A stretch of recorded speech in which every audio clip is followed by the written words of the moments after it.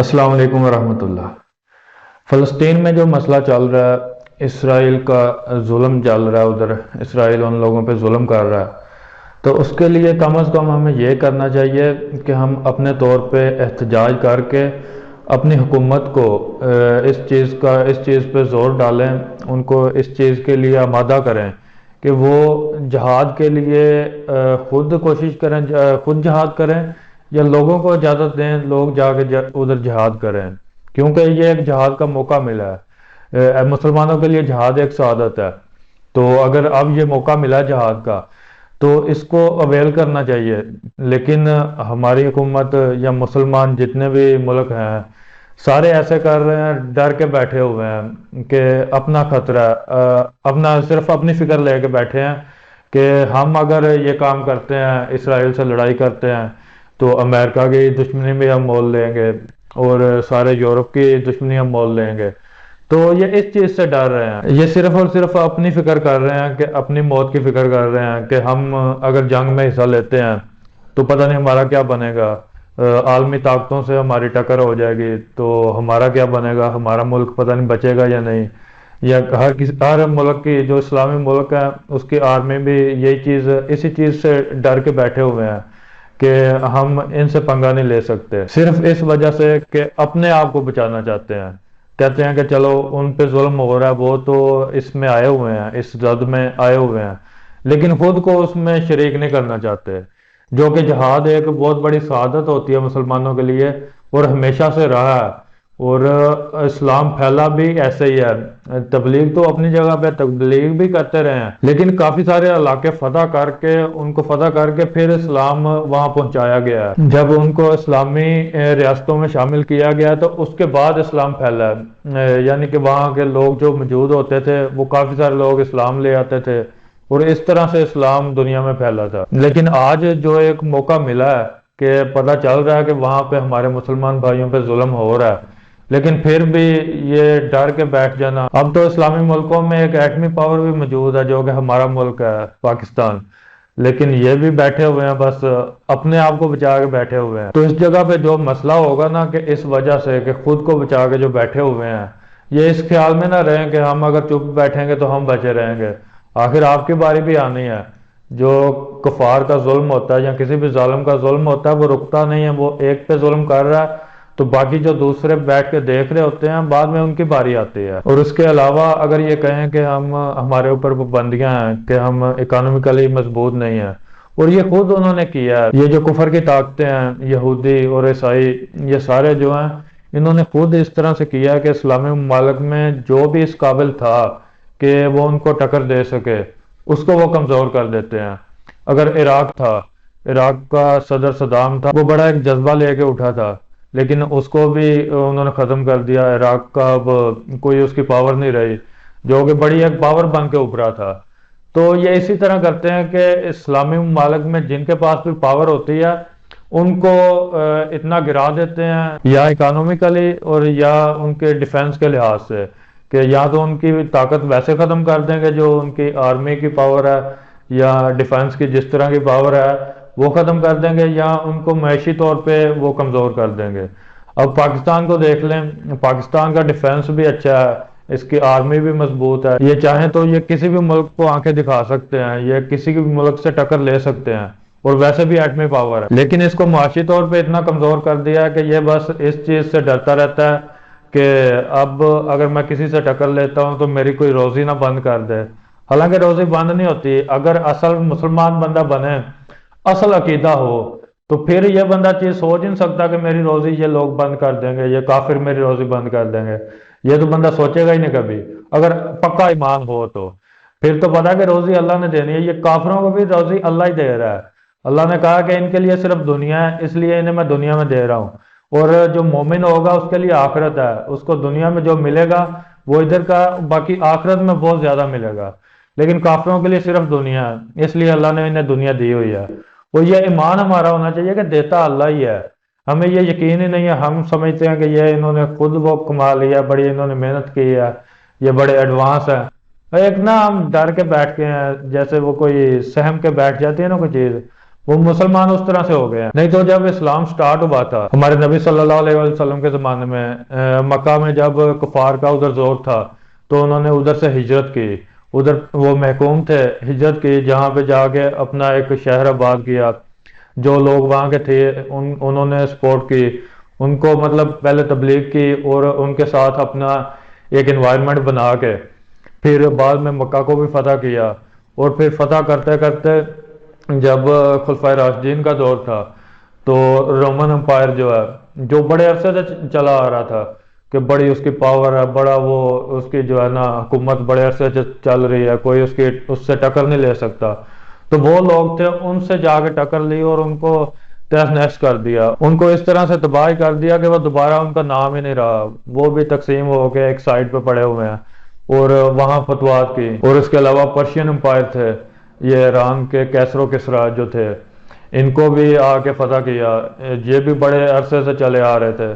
لیکن ان میں ایک بات تھی۔ خالد بن ولید رضی اللہ تعالیٰ عنہ نے ایک دفعہ ایک تاریخی جملہ کہا تھا رومن امپائرز کو، انہوں نے کہا کہ آپ لوگ جتنے اس کے لیے زندگی کے لیے خواہش مند ہے، جتنا آپ زندگی کا شوق رکھتے ہیں نا جینے کا، آپ کی طرف وہ لوگ آ رہے ہیں کہ جو موت کی اتنی خواہش رکھتے ہیں جتنی آپ زندگی کی رکھتے ہیں۔ تو یہ ان کے یہ جذبہ تھا، وہ اس طرح کے لوگ تھے۔ لیکن آج تو ہر کسی کو اپنی زندگی کی فکر پڑی ہوئی ہے، تو پھر بھی کہیں کہ ہم مومن ہیں، ہم مسلمان ہیں، یہ کس طرح کے مسلمان ہیں کہ چپ کر کے بیٹھے ہوئے ہیں، سہم کے بیٹھے ہوئے ہیں، دوسرے کو دیکھ رہے ہیں کہ ان کے اوپر ظلم ہو رہا ہے، خیر ہے ہوتا رہے، بس ہم تو بچے ہوئے ہیں، ابھی یہ سوچ رہے ہیں۔ لیکن یہ کتنی دیر ہے کہ آپ کتنی دیر بچ کے بیٹھیں گے؟ دو ہی صورتیں ہیں، یا تو آپ جہاد کے لیے نکلیں، اور اسی طرح جیسے وہ عرب تھے، وہ ایک تھوڑے سے مطلب پہلے ایک سٹی تھا مدینہ، پھر مکہ فتح کیا، پھر قرب و جوار میں فتح کرتے گئے، اور وہاں سے اٹھے ہیں تو وہ پھیلتے گئے ہیں۔ ان کو موت کی خواہش تھی کیونکہ انہیں پتا تھا یہ شہادت ہے، وہ شہادت کو ایک اعزاز سمجھتے تھے،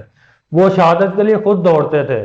تو اس لیے وہ آگے بڑھے تھے۔ لیکن جو کہیں کہ ہم مر جائیں گے تو پھر کیا ہوگا، یہ نہیں سوچتے کہ یہ شہادت ملے گی، یہ سوچتے ہیں کہ مر جائیں گے اور جو ہم یہ عیاشی کر رہے ہیں دنیا میں، یہ عیاشی ختم ہو جائے گی، کیونکہ انہیں یہی عیاشی لگتی ہے، انہیں یہ پتہ ہی نہیں ہے کہ جنت میں ہمیں کتنا بڑا انعام ملنا ہے۔ اصل چیز وہ ہے، اور وہاں ہمیں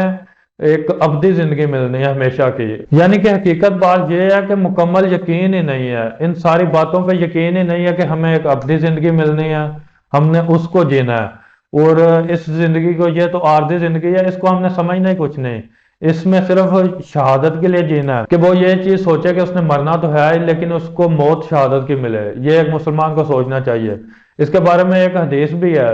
کہ ہر مسلمان کو شہادت کی وہ کرنی چاہیے، خواہش کرنی چاہیے شہادت کی، موت کی، لیکن آج کل تو کسی کو یہ خواہش ہی نہیں ہوتی، ہر کوئی چاہتا ہے کہ میں اپنے بستر پہ مروں، اپنے بستر پہ ادھر ہی مروں، مجھے کہیں کوئی حادثے میں نہ مروں اور کسی جنگ میں نہ مروں، ہر کسی کا یہی ایک نا خوف ہے۔ تو پھر اس طرح سے حقیقت یہ ہے کہ یہ اصل مسلمان نہیں ہے، اس طرح کی بات ہے ہی نہیں ہے کہ یہ اب بھی اپنے آپ کو مسلمان کہتے پھریں، اب ان میں وہ جذبہ ہے ہی نہیں، اب تو چپ کر کے بیٹھے ہیں، دوسرے بھائیوں کو اپنے کو دیکھ رہے ہیں ان کے اوپر ظلم ہو رہا ہے، لیکن نہیں، بس اپنا آپ دیکھ رہے ہیں، ہم محفوظ بیٹھے ہیں تو ٹھیک ہے، ہم اگر ایٹمی پاور بھی ہیں تو پھر بھی بس ہم نے اپنا ہی بچاؤ کرنا ہے، ہم نے دوسروں کے لیے یوز ہی نہیں کرنا، چپ کر کے بیٹھے ہوئے ہیں۔ اور یہ تھا کہ جہاد رک چکا تھا اور ہر ملک اپنی حدود تک قائم تھا، اور اب جنگیں وہ نہیں ہوتی، یہ تو پاکستان انڈیا کی جنگ پھر بھی ہوتی ہے کیونکہ یہ اکٹھا ایک برصغیر تھا تو وہاں سے علیحدہ ہوا تو اس کے بعد جنگ ہوتی ہے، تو ویسے تو یہاں بھی اگر جہاد کا جذبہ ہوتا تو یہاں بھی کچھ کر سکتے تھے، لیکن اس کے علاوہ اور جہاد کے ابھی کوئی موقع نہیں تھے جیسے پہلے ہوتے تھے۔ تو اب یہ دیکھیں کہ اسرائیل نے اگر یہ کام کیا تو اب ایک جہاد کا موقع بنا ہے۔ آپ اگر کہیں کہ ہم معاشی طور پہ کمزور ہیں، جو IMF ہے وہ ہمارا قرضہ وہ ہمیں دینا بند کر دے گا، ہم بھوکے مر جائیں گے، تو یہ چیزیں سوچ کے اگر بیٹھے ہیں تو پھر بھی آپ سوچیں کہ اگر وہ ویسے ہی بند کر دیں، وہ ویسے اگر آپ کا قرضہ بند کر دیں پھر کیا بنے گا،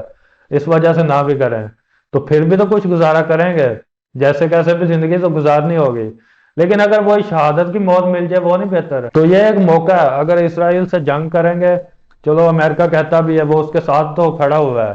اور وہ کہتا ہے کہ آپ نے یہ غلط کیا ہے، تو خیر ہے، اس کو کہنے دیں وہ کس چیز میں آپ کو سراہتا ہے کہ آپ یہ چیز صحیح کرتے ہیں، اس سے لحاظ سے آپ صحیح چل رہے ہیں۔ وہ تو صرف آپ کو اسی لحاظ سے صحیح کہتا ہے کہ جب آپ IMF سے قرضہ لیتے ہیں